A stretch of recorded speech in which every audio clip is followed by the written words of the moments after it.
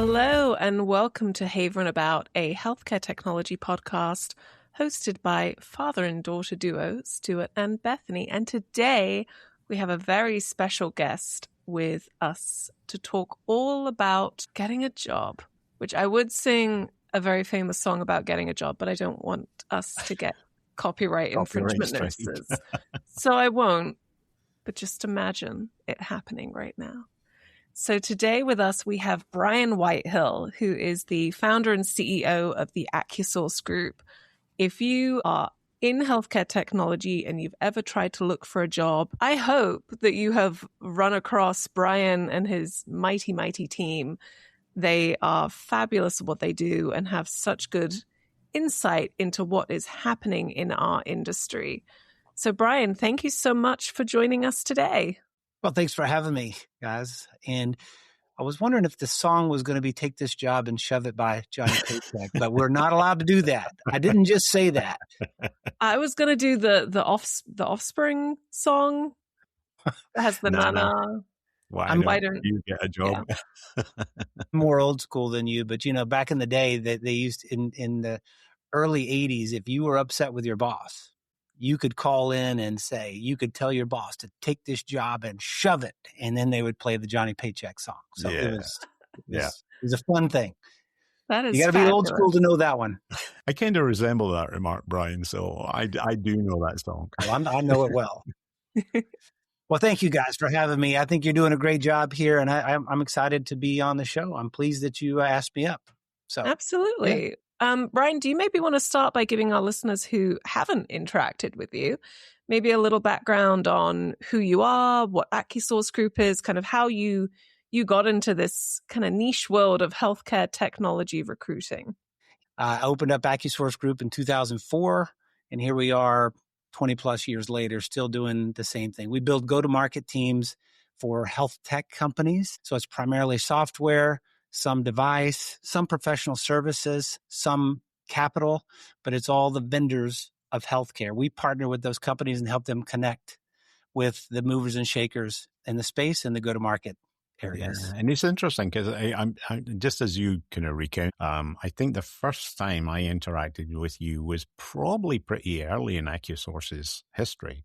Yeah. Because my memory is that the first conversation I had was whilst I still worked out of the Malvern office in Pennsylvania of eclipses. And that would place that probably in your first couple of years.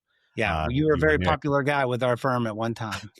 You were very popular. And seriously, because you had clout, you had a good reputation, you were leading teams, you were very nice, always took the call, you were very well networked, very popular guy. So when Bethany came along, which was just by chance, and I finally put two and two together, it's like, oh, you're Stuart's daughter? I mean, this is a legacy happening right in front of my face. So yeah, I mean, I'm kind of in between your generation, and it's been a real joy to get to know you both over time.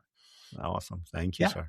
Absolutely. So, having been in the health tech space specifically for, 20, 25 years now, you must have seen a lot of companies and helped a lot of companies kind of through that growth, and probably a few of them have probably busted along the way as well.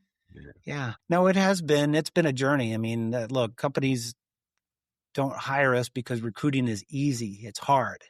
It's difficult. And everybody wants the best talent. Everybody wants the sharpest and the brightest individuals and the most productive and competitive. And the challenge is that the best and the brightest, they're not usually looking. They're certainly not the people who are answering your ads.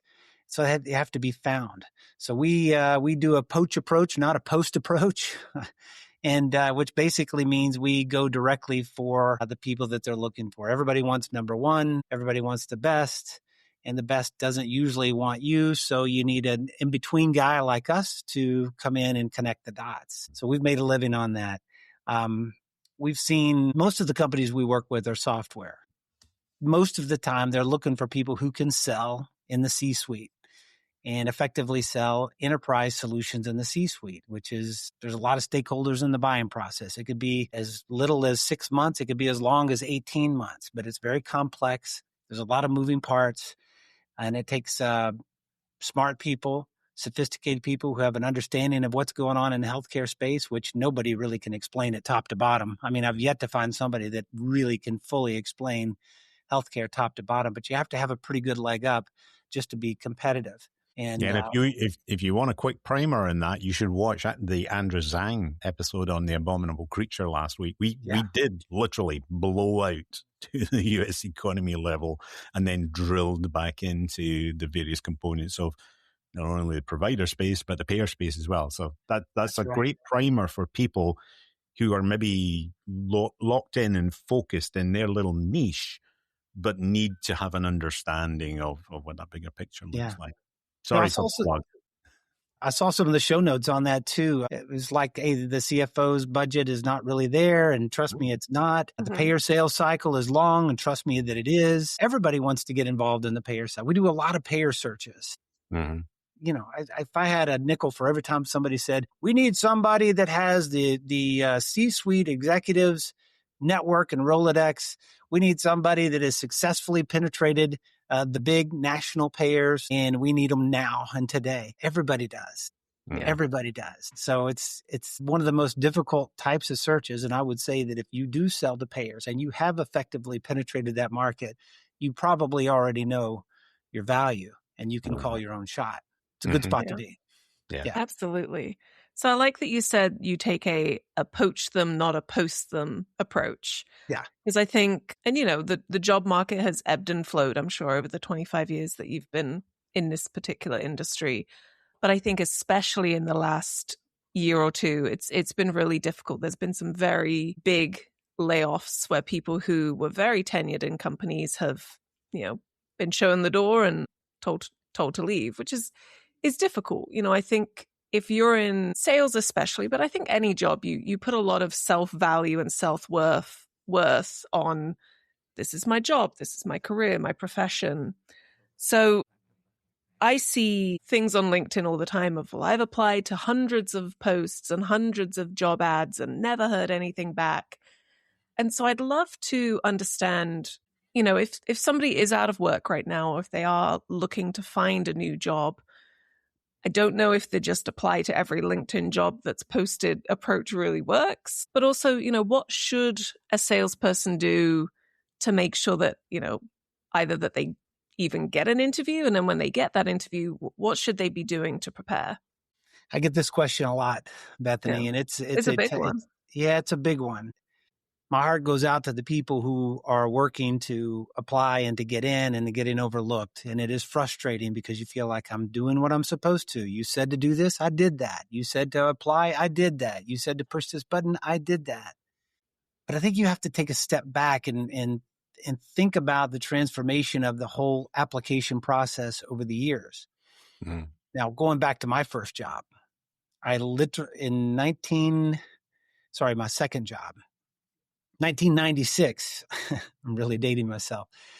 I had to not only apply to the job, but I had to write out a description of myself and why I fit the quality and caliber of person that they were looking for. I mean, I'm 23 years old at the time. So it's, long story short, they made me work for it. Over time, these tools have come along. You know, I remember when it was monster.com.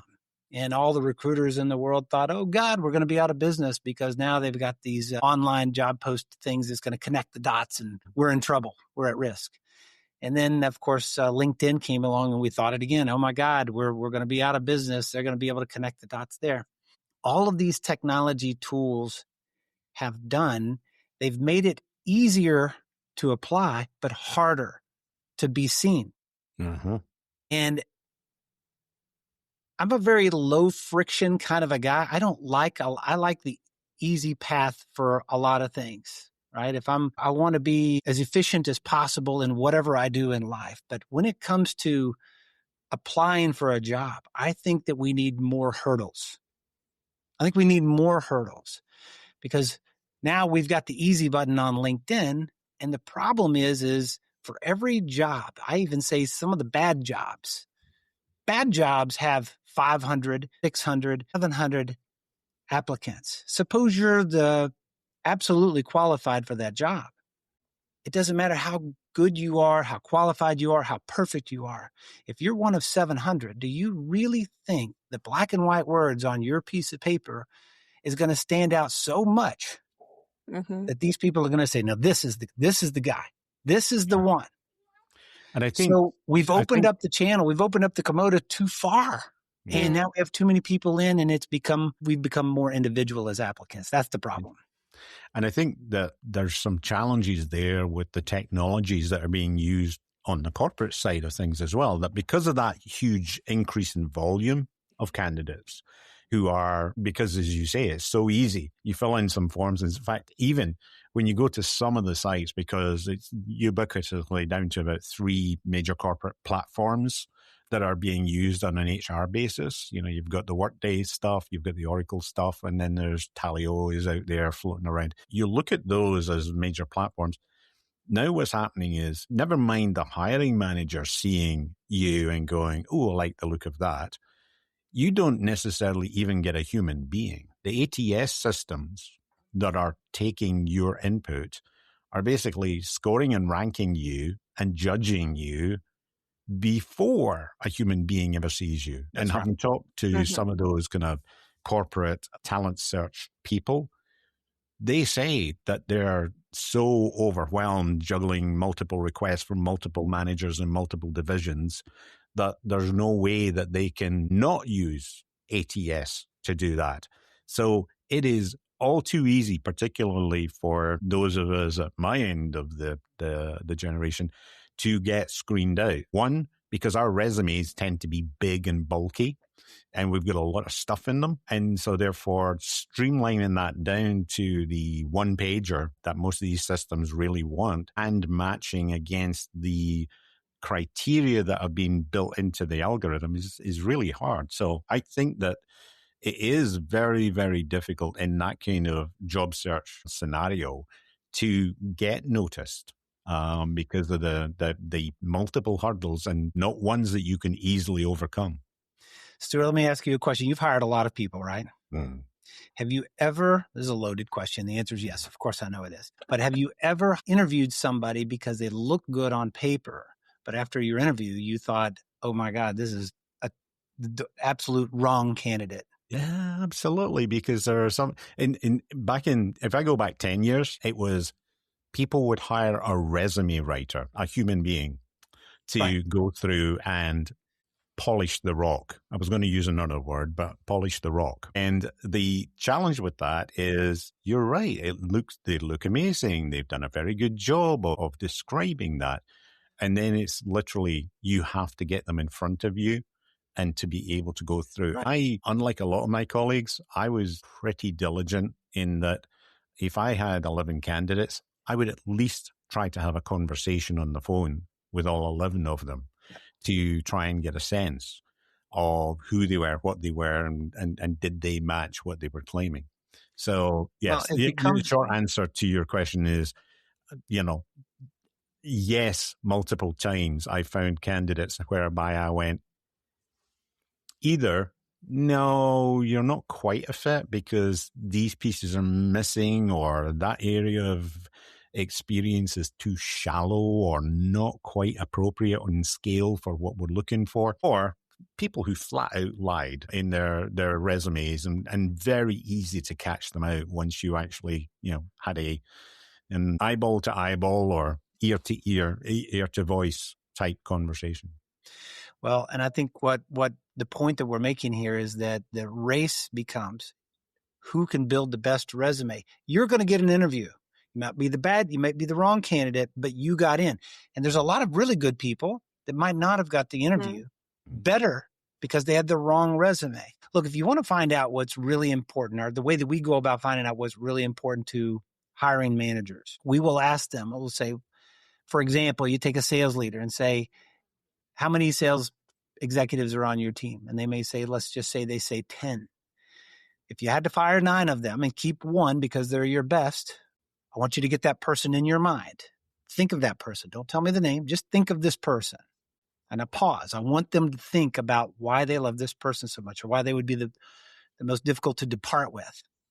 And then I'll say, now describe to me what it is. Just describe this person to me. 100% of the time when I do this drill, they start describing behavioral assets. They're resourceful. They work hard. They're smart. They figure it out. They're a grinder. They don't need to be there. Their hands held. They are creative in deals. It goes on and on and on. Now, all of these things that they're describing that they value, how do you effectively articulate that on a resume? So what you really value can't be put on a resume. Yet what we say we're looking for in a job description are these hard assets, things that, years of experience. I'm not saying that that's not important, but what we value and what we hire for are different than what we advertise for. And I think that is a problem in the system too. Yeah, I think that behavioral side is so huge. Yeah. Because there's been plenty of people where I've been a salesperson and, new year, new blood comes in and you get the name. And so everybody goes on LinkedIn. It's like, ooh, where did they used to work? Yeah. And, sometimes you might see some red flags like, well, they've been at 5 different companies for less than a year for the past 5 years. Interesting choice. Oh, they were at that company. You might make some comments. But then the biggest test is when they come in for that sales kickoff and you meet them for the first time. If they're just a jerk, and I've had this happen in my career, where you get the new salespeople come in and they're just not nice people, and you're like, why did they hire them? Like, what did they say in that interview to make the hiring manager think that they were a good choice? Yeah. Right. So that's interesting because that's always what flags in my brain. Sometimes it's not the fact that you had less than 1 year stints at places. It's not the fact that you worked at some interesting companies or whatever. It's really, are you getting in and getting your hands dirty and learning and eager to help and creative and flexible, or are you?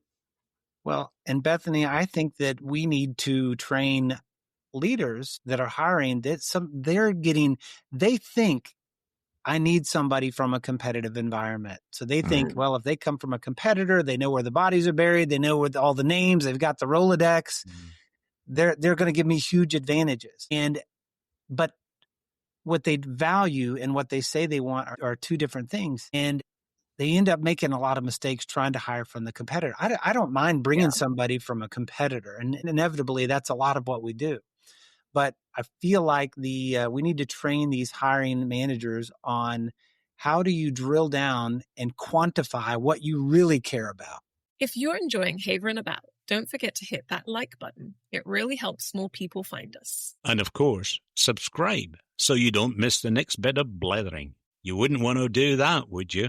Let's talk about sales leaders for a second, because obviously they're broadly, as other than HR, chief HR officers or something like that, they're your real customer as you're looking to try and engage in the marketplace. Yes, candidates need to be handled in a certain way, but your revenue broadly comes from those relationships with the sales leaders. Let's talk about the company's hiring sales leaders first before we talk about how they then interact with you, because I know that they come to you for everything up to and including CEOs of organizations. Right. And you mentioned earlier on some of the challenges of hiring leaders who can be leaders.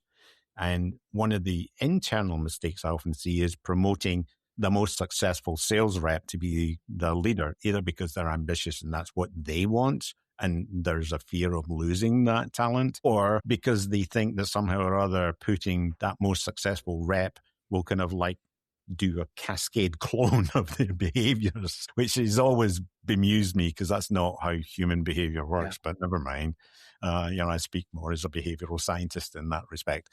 But what do you see the mistake that companies make in hiring sales leaders?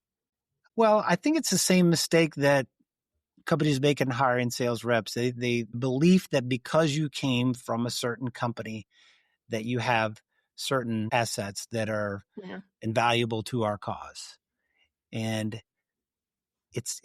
to me, it comes down to a behavioral quality again. And, do you guys remember the movie Moneyball? Did you ever watch Moneyball?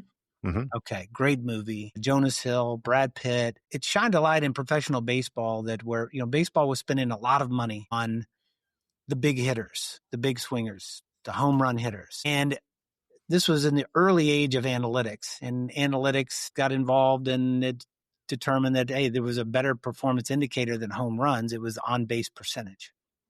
On-base percentage is not something that anybody pays attention to. So instead of spending all this money on the big home run hitters, we should be spending it more on these on-base percentage. That caused a lot of friction in the show and in real life, because it was a different way of thinking. And I think that same type of scenario has occurred in our business, where, the traditional way of thinking is if you've been with certain companies and have held certain titles and been involved in certain roles, that you are automatically going to be a home run hitter for our team as well.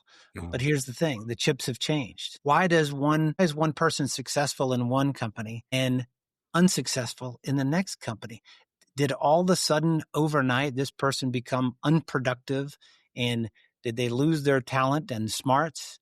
No, a lot of things have changed. The culture changed, the leadership changed, the mission has changed, the market conditions have changed.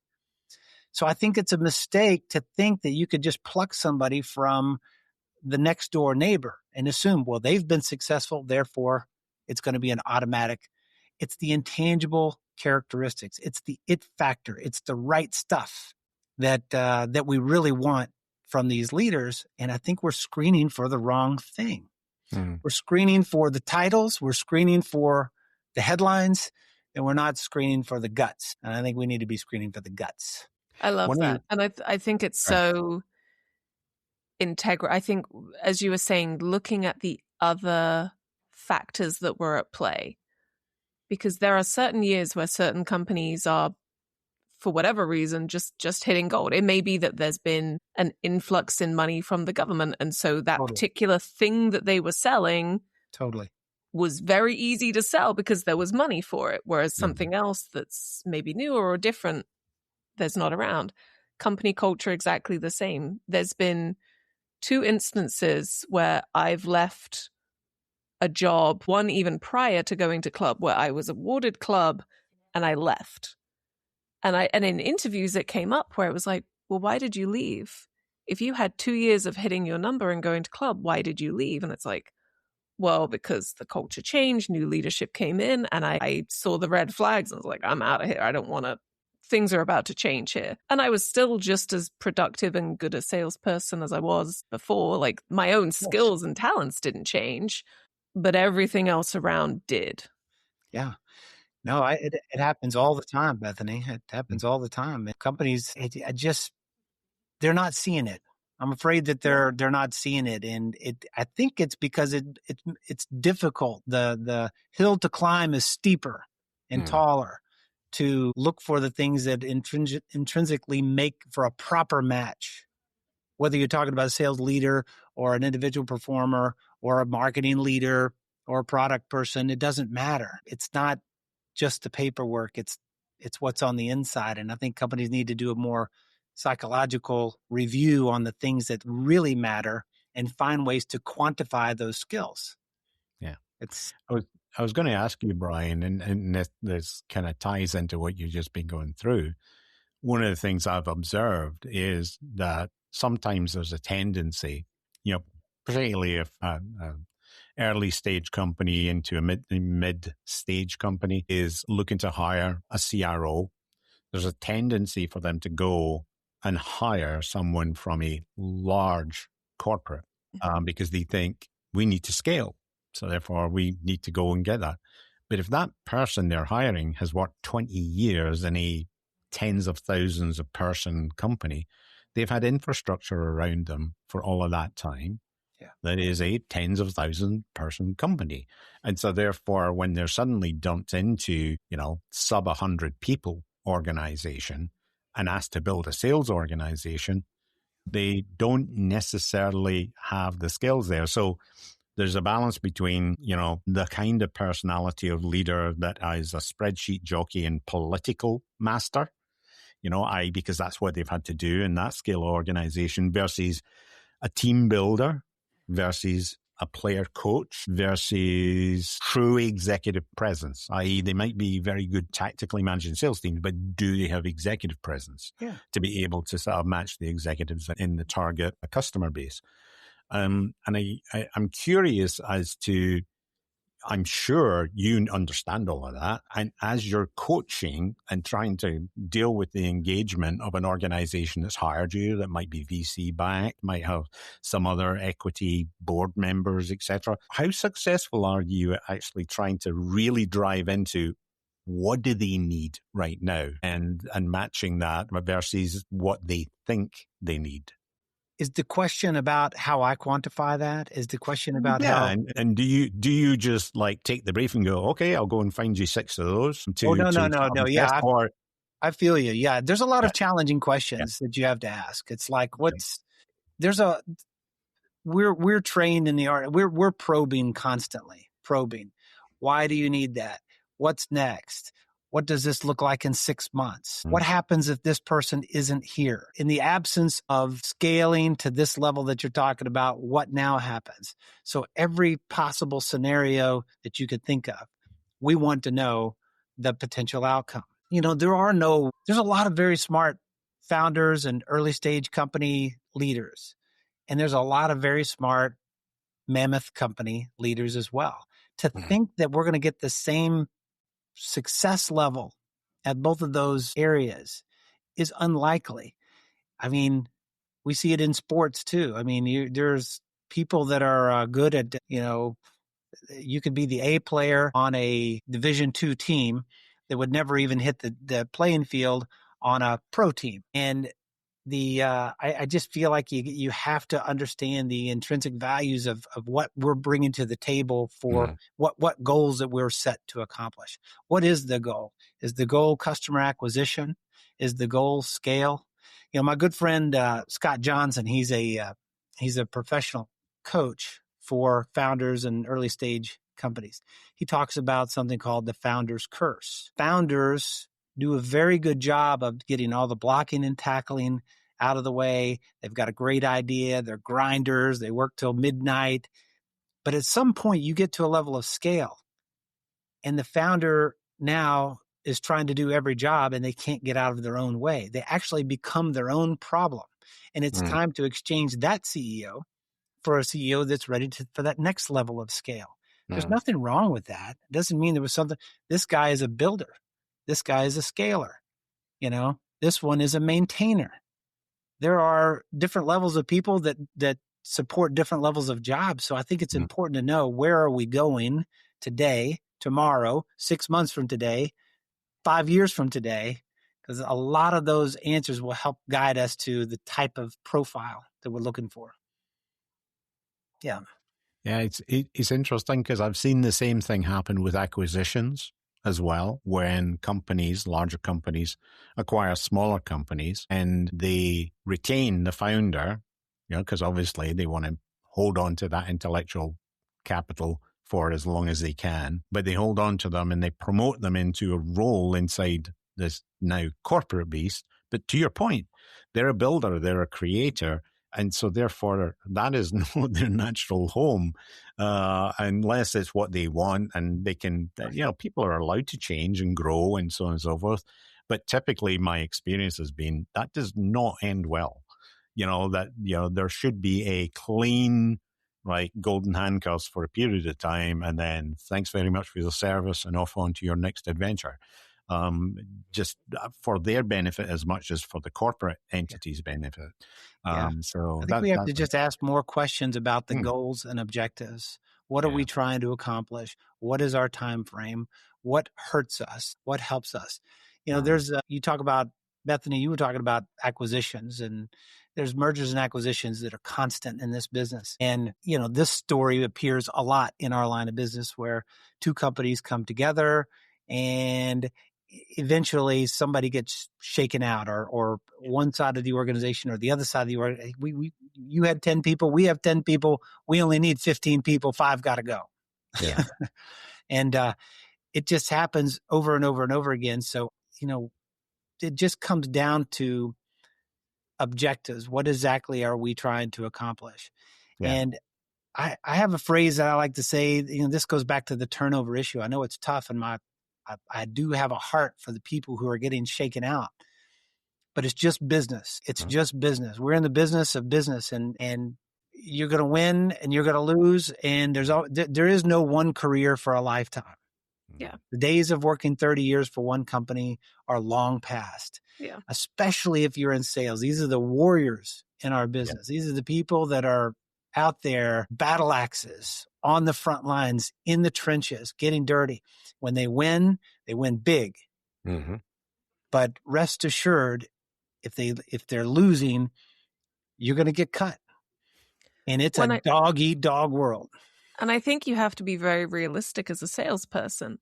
If you are not hitting your numbers, or if you're having a lot of friction with leadership for whatever reason, you need to start looking before you get put on a PIP or before you just get shown the door, because it's going to happen. Because like you said, it's business is business.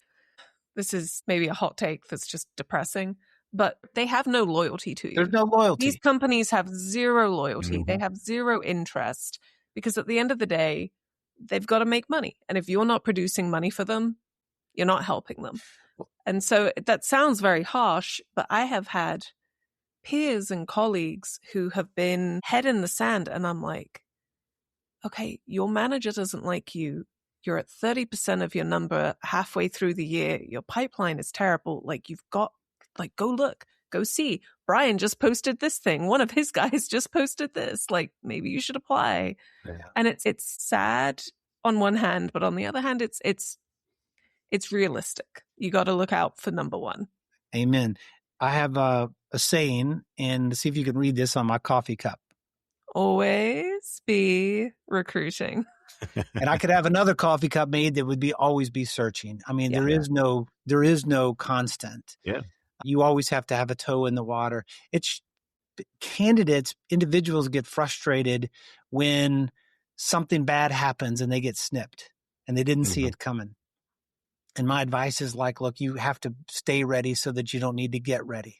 Yep. Your days, you never know. The company is always going to do what's in their own best interest. Therefore, you always need to do what's in your own best interest. Yeah. I think that's why it's just business. Yeah. I always adopted an attitude, whether it was your company or others, of if a recruiter approached me and said, can I have a call with you to discuss an opportunity, I always took the call. Even if I had no interest, even if I knew I was 2 months away from a big commission check or whatever else it might be, because of exactly what you described, having those relationships, having those networks, and reciprocating. So if that opportunity is not for me, let me tell you about 3 people that I know that might be a fit for that. And I don't know if they're looking or not, but help to build the relationship and feed the relationship with those organizations, because one day you're going to need them, and you're going to need to be able to call and say, hey, we haven't talked for a while, but I had your number since the last time we talked. I had your email, whatever it might be. Yeah. I think I helped place half a dozen of my friends this past year. I was just looking through on LinkedIn all my messages the other day, and I was like, I placed 6 people. So Brian, maybe I should just come and work for you. Because apparently, always be hiring. Always be hiring. There we go. Always be hiring. Because it was, recruiters would come along and be like, we're looking for this. And I'm like, well, I don't do this, or I'm not interested at this time, whatever. But I know so-and-so is looking. So I placed 3 different salespeople, 2 people in marketing and 1 in a product management role. And that at some point that karma will come around, or maybe that's repayment for karma I've already put out there. Because every single one, I went back through my LinkedIn and looked at my career. Every single one of the jobs that I've held has either been through someone that I've previously worked with saying, hey, Bethany, I'm here now, come work with me, which is lovely. Or it's been through a recruiter, someone reaching out to me, headhunting me and saying, we like the look of you, we think we've got a good fit. So that just goes to prove you've got to be making these connections and these networking. And saying yes to a call, even if you're happy in your role and you're good, if a legitimate recruiter, because there's a lot of shady ones out there, if a legitimate recruiter comes along and wants to talk to you, talk to them. Here's a message to your job seekers that may be listening to this. Think of the values that go beyond just the fact, maybe it is the magic job of the lifetime. Obviously, that would be valuable. A second value is you have the opportunity to get to know a company that is in your space that you might be unfamiliar with, that would satisfy some level of curiosity. I mean, you've got to keep your head on a swivel out there. Who's doing what? What are they about? What's their value proposition? Are they winning? Are they losing? Mm. Aren't you curious? Take the call for that reason. And the third reason is extending your network. You have to be, the most important thing any of us could be doing in the career management area is expanding our network. And, you know, the older I get, I mean, I was told that from an early age, but the older I get, the more it resonates in my life. I go to any meeting, meet any person at any time, be it in the gym, be it in a conference, be it in at a fun run or something. You never know who this person is and what they might be able to do for you. So you have to just keep the tentacles out and expand your network. So sure, maybe you get the job of a lifetime, but you're going to learn more about the companies in your space. You're going to extend your network. And like you said, Stuart, you could even refer a friend in there, help your friend out and help the company out for giving their friend. There's so many good reasons. I don't understand not taking the recruiter call. I don't understand not taking the company call. If the company call, take it. Yeah. Bethany says, if you don't subscribe, I'm not allowed to make any more dad jokes. Which honestly might be a selling point. But still, subscribe anyway, please. So, Brian, with that said, though, with all the networking is great. I have a belief that the Rolodex is bullshit. Because I've been asked in so many interviews, well, what's your Rolodex like? My response now is my Rolodex is great. I've got a great Rolodex. I've been doing this for 10, 15 years. My dad did it for years. I've got a great Rolodex. Does that mean I'm going to use my Rolodex to sell your stuff? No. Yeah. Because I don't know of, I'm going to say anyone who has a list of 20 plus CMIOs who are just sat there with a little pile of money waiting for Johnny to call to just throw Johnny money because we love Johnny so much and I'll buy anything that Johnny has. I think the Rolodex myth is bullshit. Yeah. Your take? It's interesting. So I hired 2 people this year within the last year, senior executives, operators coming from the space. Kelly Lauer, she is wonderful. She was 17 years with McKesson. She was a leader with Frisia for a while. She's been there, done that in a lot of spots. And then I've got a guy, Darren Cross. We placed Darren in 2010 with Merge Healthcare, later became IBM. He grew up through the ranks, stayed 7 years there, hired a few people from us. He went to a few other companies, Agfa, Canon, Waystar, all these people in our world. Darren knows everybody. Kelly knows everybody. So I'm going to give you an example of so both of these 2 came to work for us and thought, I'm going to make 1 million deals because I've got this huge Rolodex. So even when they do have a huge Rolodex, but it was more difficult than they thought. They've both been very productive for us in other ways, but it wasn't in the way they thought they were going to be. So even when you have the Rolodex, it doesn't automatically mean timing is right, culture is right. There's so many moving factors. And so each of them over the course of a year brought in 1 from the friend network. I think they each thought they were going to bring 30 from the friend. So there's the inverse of what you're talking about. Somebody that thought they had the Rolodex, that it didn't work that way. And to think that these buyers, CMIOs, CEOs, CFOs are such good friends with you that I'm buying whatever you're selling. I think we got to get back to what is the real thing that we're looking for. Is it the Rolodex or is it their effectiveness in being able to get a locked in meeting and their effectiveness in being able to pitch a compelling message with a good ROI and work a complicated process with multiple stakeholders. That's what we care about. Doesn't matter how big your Rolodex is. It matters how effectively you use it.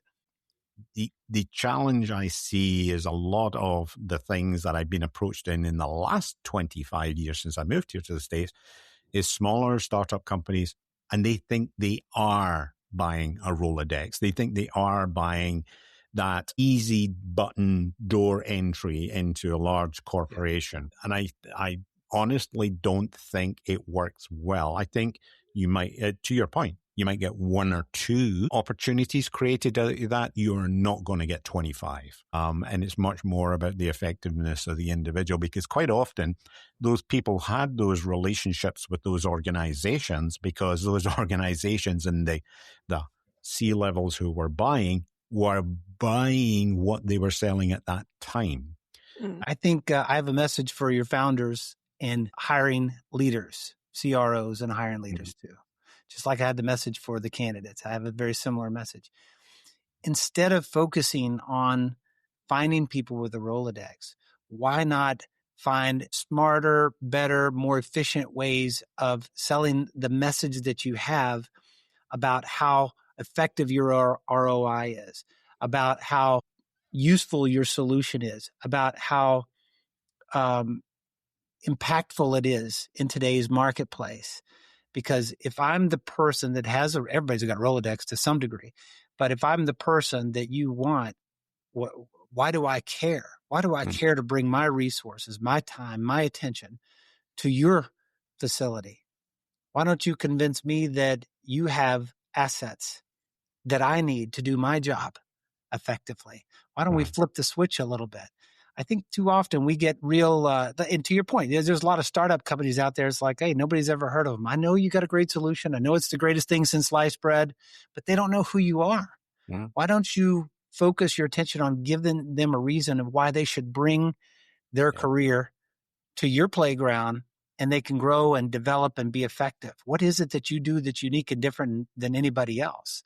Let's spend more time in that area instead of focused on my Rolodex. Well, we are now days away. I'm going to transition now to a little bit of future casting, because we are days away from the end of 2025, and this episode will go out just before New Year's. And one of the things that is in a lot of people's mind is the 2026. So they're closing, if they're a calendar fiscal, they're closing out their year. They're hopefully enjoying some success. If they're not, they're preparing for sales kickoff and QBRs and all the things that come in the early months of a new year. And they may be contemplating, I wonder what the market's like out there. I wonder what's going on.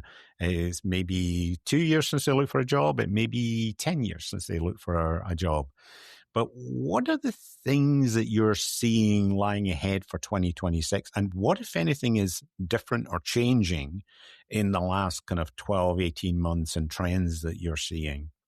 Well, there's two different types of pitches. There's the nice to have solutions, and then there's the must have solutions. And usually the nice to have solutions are sexy and fun and interesting to talk about, but the utilization is low.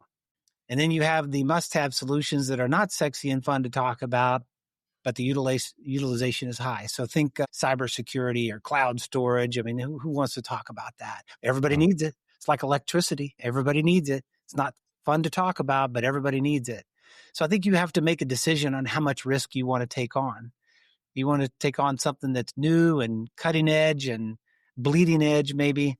I mean, AI is in its infant stage. I mean, we're seeing it used in all of the administrative side. It's doing some coding, it's doing documentation, it's doing some really great things administratively. I don't think that we as an economy, we as a country can allow it to do all the big jobs that we need it to do. Otherwise, there will be a revolt. I mean, we all need jobs, so AI needs to be not super smart. It needs to be a little dumber than optimal smart so that we all still have jobs. So I think, look, the needs are the same. We need to integrate the information like we always have needed. We need ways of treating, getting more effective at moving the patient forward throughout the process, communicating with the patient. Everybody's got some type of a communication tool. And I heard on a podcast the other day, I almost feel like we're over communicating. Hey, did you take your meds? Have you done the adherence? It's time to go to the doctor. And so there's a lot of noise and it's tough to cut through the noise. I think you just have to find something that resonates with you because of what's going on with your personal life. And I don't know about you. I don't want to sell just anything. I mean, if push came to shove and I had to go to work for McDonald's and flip burgers, I would, but I'm not there and I have choices in what I could do. So why don't I start with what I care about, what has affected my family, and what problems have I seen? And how about I focus on that particular area for my job search? I think that's a good start. Bethany and her brother, when they were little, so really my wife, bought a Father's Day gift for me once, which was a mug. By the way, if you would like your Haverin mug, visit the store. So we got lots of nice merch there, including T-shirts and sweatshirts, and never mind. But they bought a mug that had one of those kind of cartoons on the outside of it. And it was a guy with spectacles and a briefcase on a rowing boat sailing away from some Eskimos. That's not a politically correct term now. Eskimos outside an igloo surrounded by refrigerators. And underneath it said, Ralph, King of Salesmen, which is funny because it's like selling refrigerators to Eskimos. But I always said, I'd love it. It's funny, but I never want to be that. I never want to be trying to sell something that actually people don't need, don't want. I need to have a personal, emotional feeling about the proposition that I'm involved in. Yeah. That's why I was so long in clinical software, even back in the days when doctors did not want an electronic medical record back in the 2000s. So I agree with you that connectedness and that desire to be there over and above the money. Yeah, that's great. That's why we're coin operated. We like to be in sales because of that, and despite all of the downsides of it. But I think that passion, that connection with solving problems for people and organizations is very important.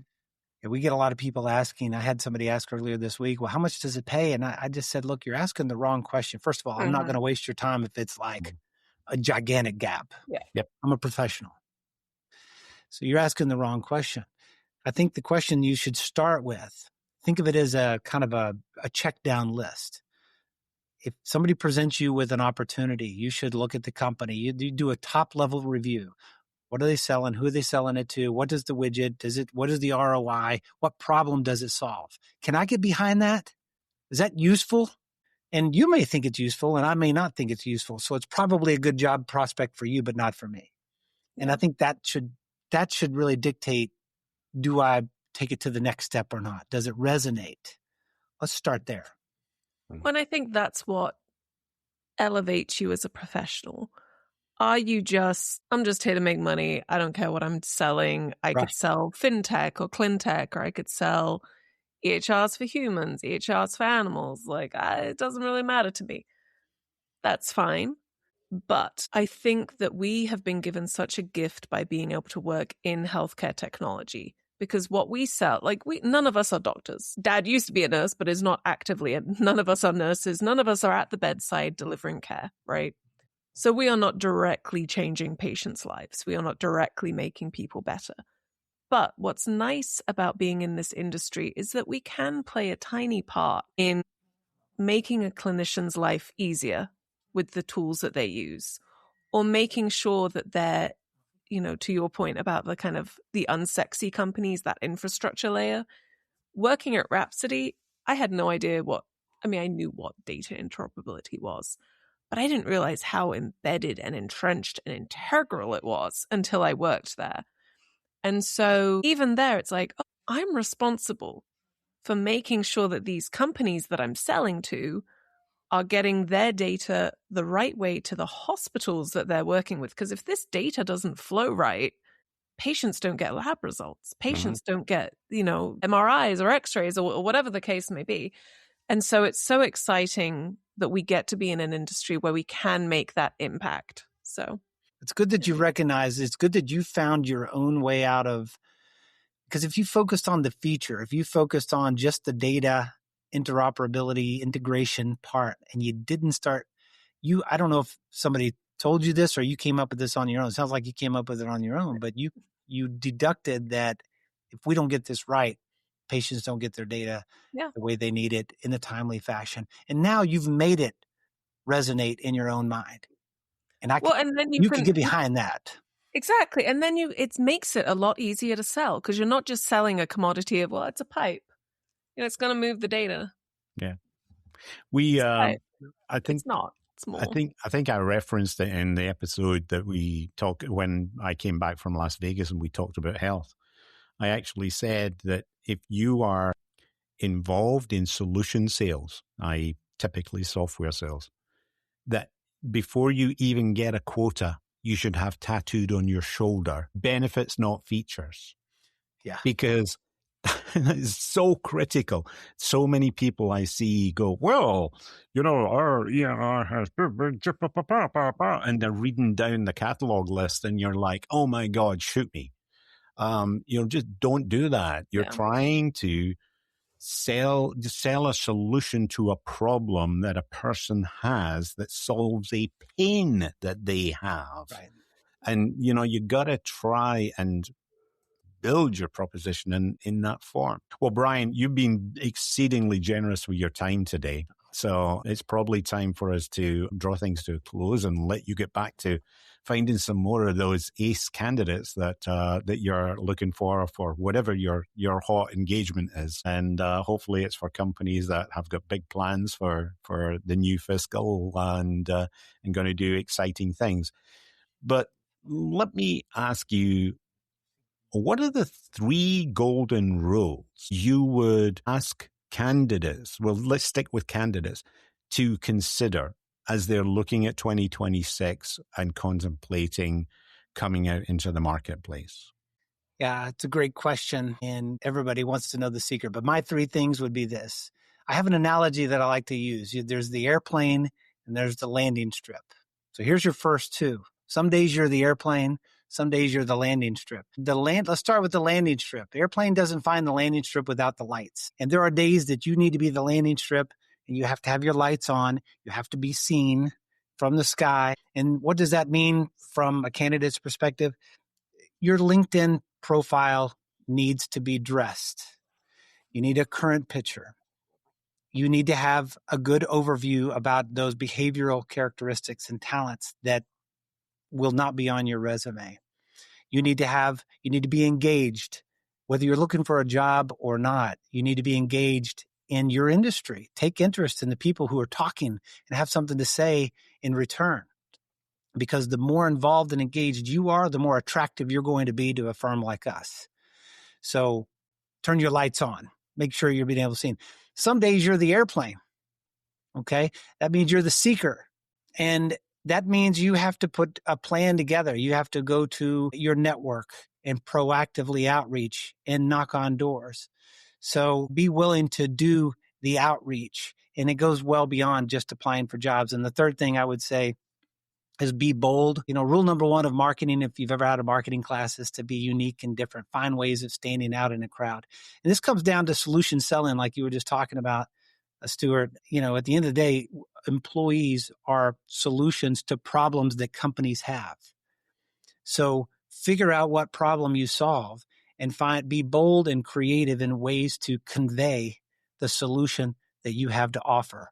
It could be done through video. It could be done through posting. It could be done through direct messaging.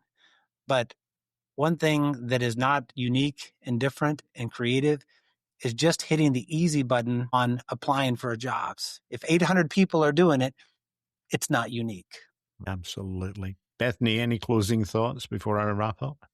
No, I love it. Brian, thank you so much for joining. You and everyone that I've ever interacted with at your company is just a delight. So we're lucky to have you in our little network, and now I love you for saying it. I love you for saying it. I love both of you guys, and I appreciate the interest that you're taking in our world. Not many people want to talk about what's going on the recruiting side. We're just sort of the underbelly of what's going on, and I really appreciate you reaching out and saying, "Hey, let's peel back the layers of what you do, and let's get some exposure in there, give some people some education on it." So, thank you for giving me that opportunity.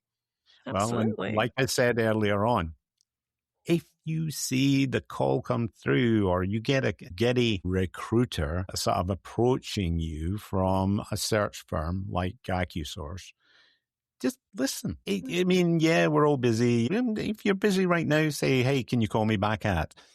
But have the conversation like we discussed earlier on. It's so important that you establish these rapports. And, one, it allows you to represent yourself as a human being to that person. The kids, I suspect that Brian will say, they remember.